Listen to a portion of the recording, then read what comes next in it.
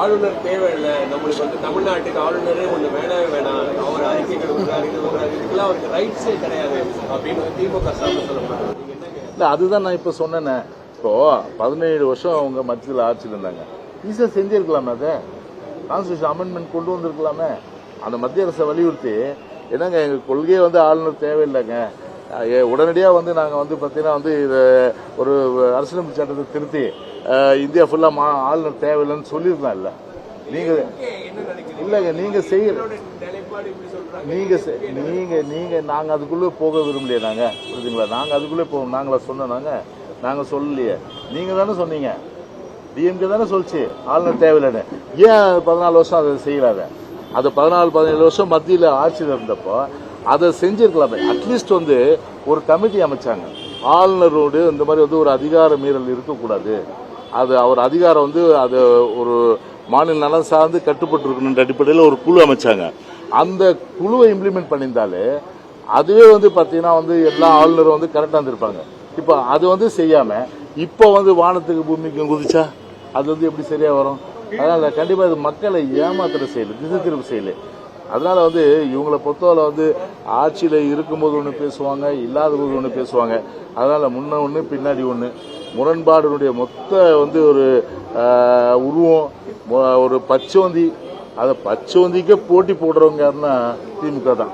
சரி, இப்ப ஓபிஎஸ் பேசியிருக்காரு, இபிஎஸ் அதிகார போதையில அமித்ஷா அமமுகவை சேர்க்கணும், சீட்டே இல்லாம கூட நான் ஏற்பாடு பண்றேன்னு சொல்லும் போது கூட அதை கேட்க அதிகார போதையில தவறிட்டாரு அப்படின்றதெல்லாம் பேசியிருக்காரு. ஆமா, ஒரு கட்சியினுடைய தனித்தன்மையை இபிஎஸ் அண்ணன் நிலைநாட்டியிருக்காரு.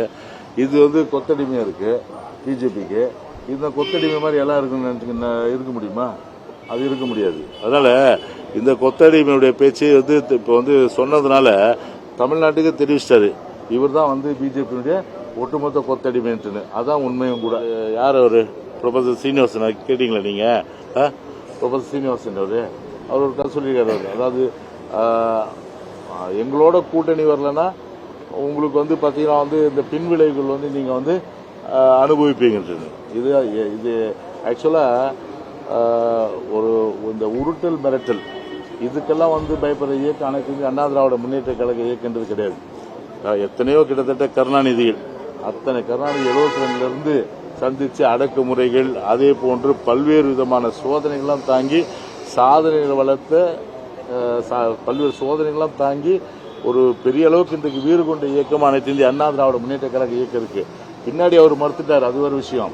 ஆனால் ஒன்று மட்டும், அவர் கத்திரிக்காய்க்கு கால் முளைச்ச மாதிரி, அதாவது அது என்னவோ சொல்லுவாங்களே, அவர் அப்புறம் நான் சொல்லன்ட்டார், அது ஒரு விஷயம். ஆனால் சொல்லிட்டு சொல்லாம சொல்லிட்டு சொல்லன்னா அது நம்ம ஏற்றுக்க முடியாது.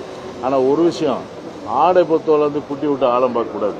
எனவே அப்படி குட்டி விட்டு ஆழம் பார்க்கின்ற ஒரு செயலில் ஈடுபட்டா அனைத்து இந்திய அண்ணா திராவிட முன்னேற்ற கழகம் முழுமையான அளவுக்கு சிங்கங்களாக ஏற்று வரும்போது கண்டிப்பா எல்லா ஆடுகளும் ஓடுகின்ற நிலைமை தான் வரும். ஓகே.